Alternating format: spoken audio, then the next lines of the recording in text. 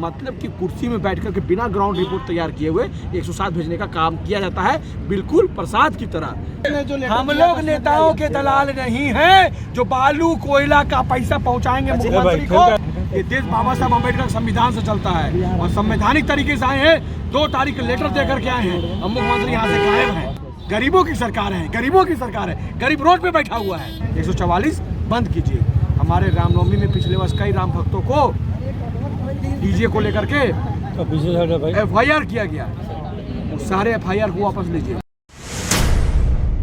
हजारीबाग से एक शख्स है अमन कुमार, जो कि भगवान राम की प्रतिमा लेकर हजारीबाग से रांची पहुंच गए हैं और उनके इस कारवां में जैसे जैसे समय गुजरा बहुत सारे लोग जुड़ते चले गए और अयोध्या में जो भगवान राम की प्रारूप वाली प्रतिमा लगाई गई है, ठीक उसी प्रकार की प्रतिमा जो है वो लेकर जो है अपने कारवां के साथ चले हैं। और अभी कांके रोड स्थित मुख्यमंत्री जो चंपई सोरेन है उनके आवास पर उनका कारवां पहुंच गया है और क्या कुछ मांग है वो उनसे समझने की कोशिश करेंगे और क्या कुछ पर्पस है इस पूरे काफिला का। और जो बातें हो रही है उनसे बात कर रहे थे। ये बताइए क्लियर वो हजारीबाग से ये काफिला जो चलेगा यानी कि आपसे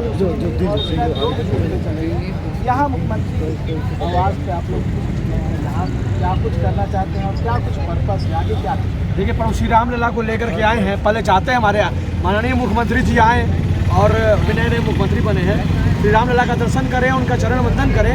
उसके बाद हमारी 6 मांग है जो कि हमारी संवैधानिक और मौलिक मांग है। हमारी है मांग पहला ये है कि मोदी, भारत देश आज़ाद है लेकिन मोदी जो अभी भी आज़ाद नहीं है, इसलिए आज़ाद नहीं है क्योंकि 40 वर्षों से वहाँ श्री रामलला का शोभा यात्रा नहीं होता है, रामनवमी नहीं मनती है। सब जगह नगाड़ा बजता है, सब जगह रामधुन बजता है, लेकिन वहाँ नहीं बजता है। बैरिकेडिंग कर दिया जाता है जिला प्रशासन और वहाँ के नेताओं के द्वारा राजनीति कर करके। समझ गए बात को ना?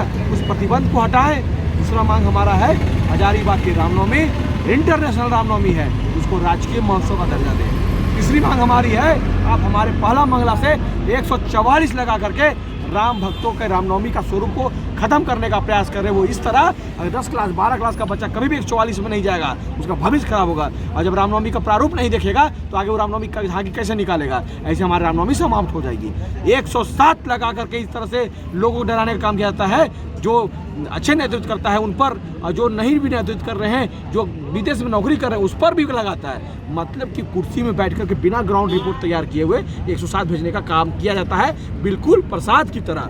मैं कहना चाहता हूं आप ग्राउंड रिपोर्ट पर देखिए कौन आपत्तिजनक पोस्ट करता है या वैसा उसका ख्याल है, उस पर 107 भेजिए। 107 भेजना बंद कीजिए, 144 बंद कीजिए।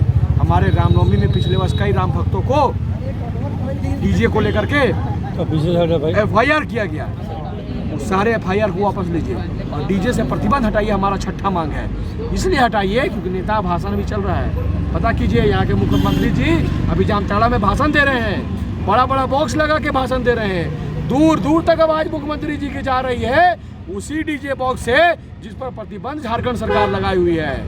तो 2 नीति नहीं चलेगा। आप लोग यूज कीजिएगा साउंड डीजे बॉक्स और हम लोग को बोलिएगा चोंगा बजाओ। ये कहाँ का नियम है? आप इस तरह का माइक यूज कर रहे हैं ना? पहले इस तरह का माइक होता था क्या? नहीं होता था। तकनीक के साथ आदमी को जीने के लिए जीता है, इसलिए डीजे से प्रतिबंध आपको खारिज करना पड़ेगा। सुप्रीम कोर्ट में कहीं भी डीजे पे प्रतिबंध नहीं लगा हुआ है। साउंड का एक मानक तय किया गया है, कितना डेसिबल, आप डेसिबल तय कीजिए और वही डेसिबल में आपको भी भाषण देना पड़ेगा।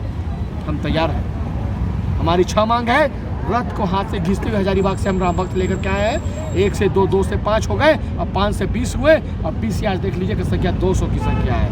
मुख्यमंत्री आवास के बाहर बैठे हुए हैं, जय श्री राम कर रहे हैं, उनका इंतजार कर रहे हैं। वो बोले हैं कि 5 बजे तक आएंगे। अब देखिए आते हैं या नहीं आते हैं। यहाँ रुकने के लिए मना करेंगे? अरे झारखंड हमारा है, धरती हमारी है, हमारे टैक्स के पैसों से ये रोड और रास्ता बना है। कौन रोकेगा हमको जी? अपने संवैधानिक हक और मौलिक हक मांगने के लिए यहाँ पर आए हैं, भीख मांगने के लिए नहीं आए हैं। ये देश बाबा साहब अम्बेडकर संविधान से चलता है और संवैधानिक तरीके से आए हैं। 2 तारीख के लेटर दे करके आए हैं। अब मुख्यमंत्री यहाँ से गायब है। काहे गायब है? वो गरीबों की सरकार है, गरीबों की सरकार है। गरीब रोड पे बैठा हुआ है, इसी देर के लिए मुख्यमंत्री बने हैं वो। इस वीडियो को शेयर करके आगे तक पहुंचाइए।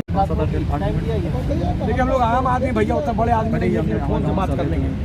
हम लोग नेताओं के दलाल नहीं हैं जो बालू कोयला का पैसा पहुंचाएंगे मुख्यमंत्री को और बड़े बड़े अधिकारियों को, समझ गए। आम राम भक्त हैं, बैठे हुए हैं। प्रभु श्री राम लला पे मुझे पूर्ण विश्वास है, आए तो ठीक, नहीं आए तो फिर नीति बतलाएंगे। प्रभु श्री राम लला ने भी जब लंका पे चढ़ाई करनी थी ना, तो बीच में समुद्र आड़ा पड़ रहा था, विनती किए, 3 दिन विनती किए।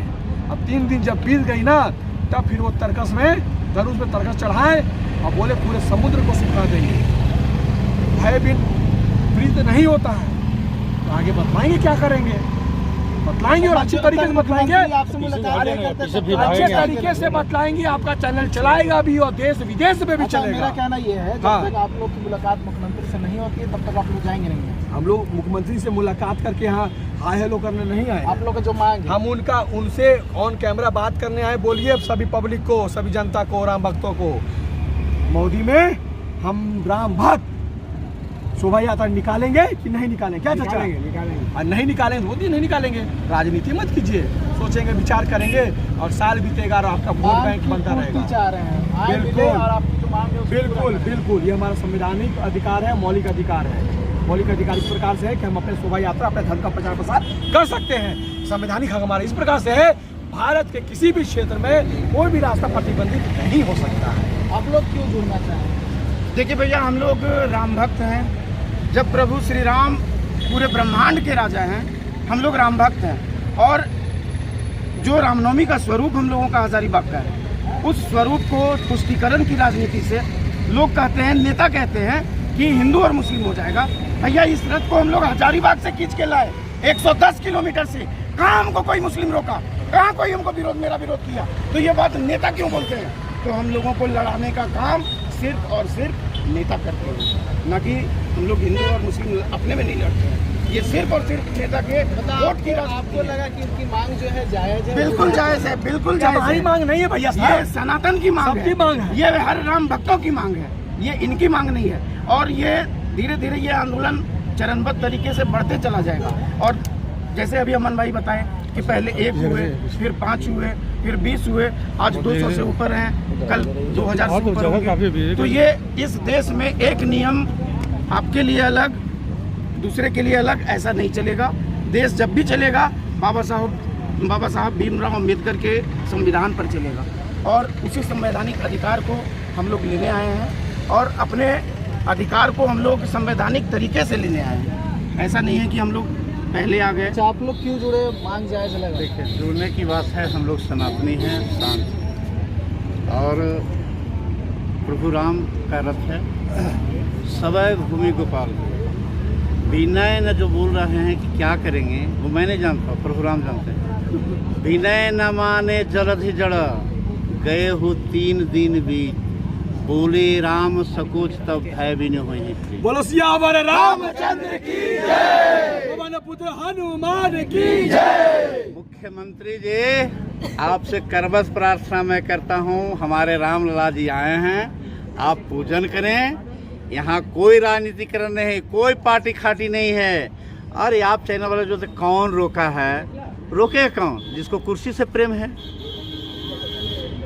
कुर्सी मेरी चली नहीं जाए। जैसे हिंदुस्तान और पाकिस्तान में मैच होता है ना, तो बैट और बॉलर कहाँ रहता है, ऐसे चाहे हमारे सत्ता पक्ष हो या विपक्ष हो, ये दोनों पक्ष विपक्ष लड़ना चाहता है। जैसे हिंदुस्तान और पाकिस्तान का बॉर्डर होता है ना, उससे ज़्यादा ही हमारे महोदी में ऐसा बॉर्डर, उसको क्या कहते हैं, बैरिकेडिंग कर दिया जाता है। तो ये यहाँ मैं क्या कहते हैं, मुख्यमंत्री जी से मैं पुनः आपके चैनल से निवेदन करना चाह रहा हूँ। मुख्यमंत्री जी, यहाँ कोई पार्टी का आदमी नहीं है, किसी दल का नहीं है। इवेन मैं किसी हिंदू संगठन जो कहेंगे RSS है, बजरंग दल है, कितने हैं, कोई संगठन से नहीं है। यहाँ केवल तो केवल राम भक्त हैं। क्या जी? कोई हम लोग राजनीतिक पार्टी से क्या? कोई दल से है क्या? कोई नेता हमारा है क्या? हमारा नेता कौन है? प्रभु श्री राम। प्रभु श्री राम। प्रभु श्री राम के पीछे पीछे हम लोग हैं। प्रभु श्री राम का जो आदेश होगा वही होगा। और एक चीज मैं बता रहा हूँ, मैं नहीं कह रहा हूँ, जो इनके कुछ खास सिक्योरिटी है वो कह रहे हैं कि मैं नहीं कह रहा हूँ, उनसे जाकर पूछिए, जैसे हमसे पूछ रहे वैसे उनसे पूछिए। कहते हैं कि हेमंत दा चला है अपने आवास से, और कौन अभी है सीएम साहब? चंपई सोरेन चला रहे अपने आवास से थी, यहाँ कहा लाए हैं। हम पे भाई हम तो लोग तो जानते सीएम आवास यही है। क्या जी सीएम आवास किधर है रांची में? आपको मालूम है किधर सीएम आवास है? आपको नहीं मालूम है, कहीं भूल गए हैं तो बताइए। तो हम भाई सीएम आवास आए हैं, सीएम साहब आइए, सब पूर्वांग का दर्शन करिए, पूजन करिए और रामलला का रास्ता दीजिए। अंतिम तो मैं ही कहूँगा, रामलला के वास्ते खाली कर दो रास्ते, रामलला के वास्ते खाली कर दो रास्ते, रामलला के वास्ते खाली कर दो रास्ते। 6 मांग लेकर पहुंचे हुए थे और 40 साल से एक जगह है हजारीबाग में जहां रामनवमी पर प्रतिबंध लगा हुआ है और कहीं ना कहीं प्रमुख मांगों में से जो है ये है, चाह रहे हैं मुख्यमंत्री चंपई सोरेन से उनकी मांगे पूरी हो और जो प्रतिबंध 40 साल से रामनवमी के अवसर पर लगा हुआ है वो प्रतिबंध हटे। और हजारीबाग से चलते चलते वो जो है वो पहुंच गए हैं मुख्यमंत्री चंपई सोरेन के आवास पर। और देखिए चंपई सोरेन की आवास के बाहर जो है और देखिए तस्वीर किस तरह से जो है प्रभु रामलला की प्रतिमा जो है लेकर वो पहुंचे हुए हैं और अपनी बातों को रखने की कोशिश कर रहे हैं और चाह रहे हैं बातें चंपई सोरेन तक पहुँचे, चंपई सोरेन खुद इनके पास आए और इनकी बातों को सुने और इनकी बातों को सुनते हुए मांग को स्वीकार करें। अब देखने वाली बात होगी क्या इनकी मुलाकात मुख्यमंत्री चंपई सोरेन से होती है, क्या इनकी मांगें पूरी होती है।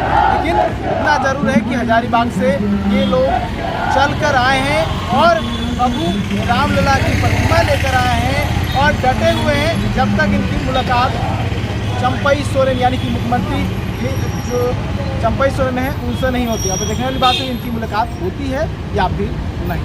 न्यूज़ बाइस्कोप के लिए गानव सर राजबलम के साथ